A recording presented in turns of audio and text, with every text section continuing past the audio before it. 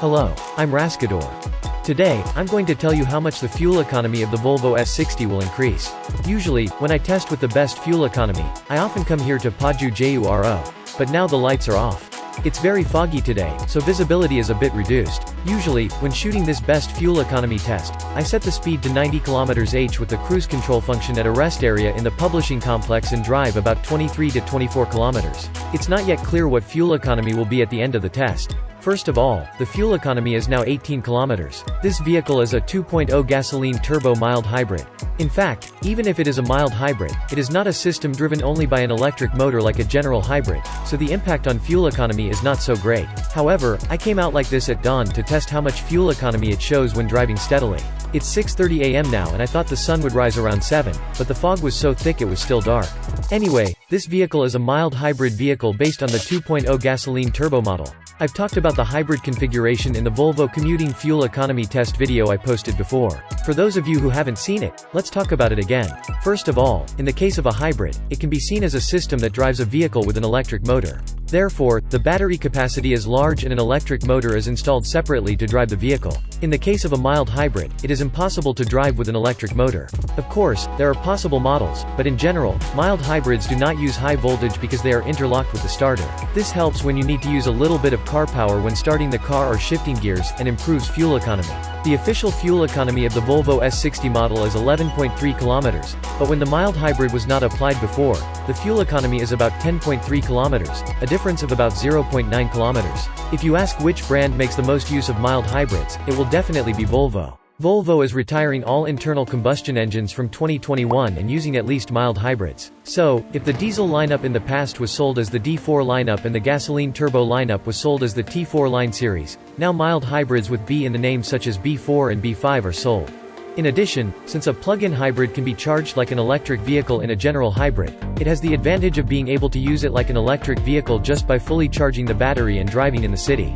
However, the price of the car is very high. In the case of a general hybrid car, if the price of a vehicle rises by 10 to 15% compared to the case of using only a general gasoline internal combustion engine, the plug-in hybrid rises by about 20%.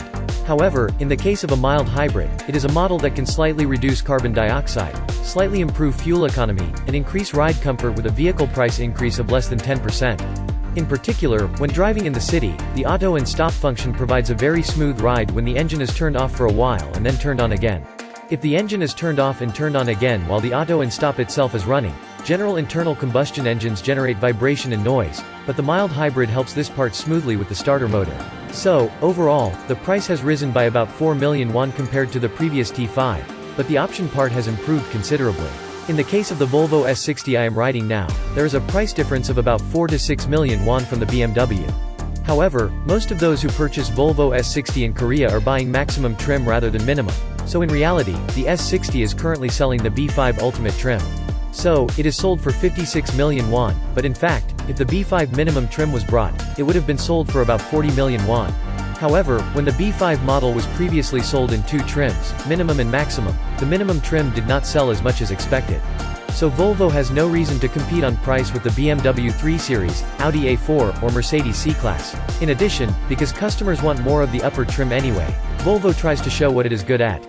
As such, the Ultimate Bright trim, which is the highest level of a single trim, is currently sold for about 56.1 million won. So, in reality, there is a price difference of 4 to 5 million won with BMW and 6 to 7 million won with Mercedes. However, from Volvo's point of view, rather than offering C and D segments at 40 million won, they are selling it like this because they want to come up with a trim that they can boast about. But if I buy a Volvo, there are two reasons. These are the T-Map and NUGU services, created by Volvo Korea and SK Telecom with an investment of 30 billion won.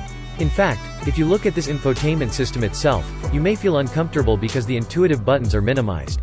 For example, several touches are required to operate a massage chair. However, through the ARI service that supports voice recognition, you can use it comfortably without touching it. Therefore, other controllable parts such as driver's seat heating and ventilation can be comfortably controlled through ARI service. And since it is linked directly to the navigation system, you can get restaurant and gas station information and check the weather. Also, this vehicle has no hassle of connecting Apple CarPlay. In the meantime, I insisted on Apple CarPlay to listen to music that suits my taste, but it is convenient to use the music I want right away through the ARI service. Just say, "Hey Ari, play hip-hop music." Another reason to buy a Volvo is the Bauer-Wilkins sound system.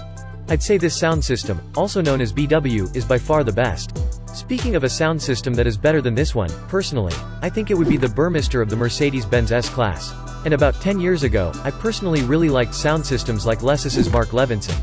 I like music, but I'm not a professional person. But anyone who hears this Bauer-Wilkins sound system knows right away that it's good. Ask if you can listen to music in the showroom before buying a car. If you listen to a song you normally listen to in the car at a similar volume in this car, you will be able to feel the difference.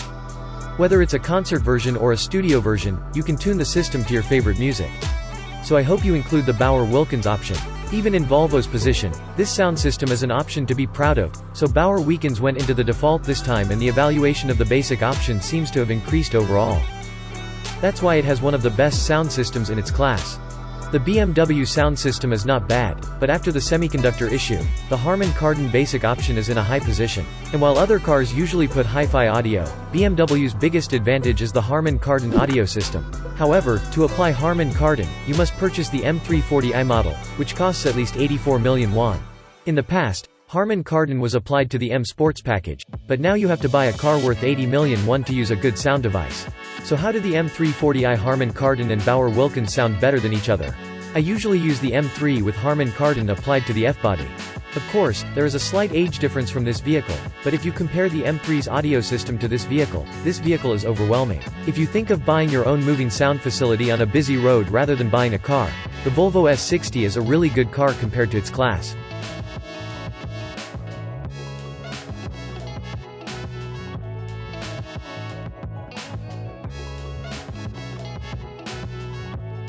Assuming that the purchase age is usually in the 30s and 40s for a Mercedes C-Class or BMW 320d, and 40s and 50s for a Volvo, the S90 is preferred over this vehicle. So, in fact, the S90 model sold the most in Volvo, followed by the XC60, XC90, and XC40 in order. It looks like the S60 will feature what goes on sale next.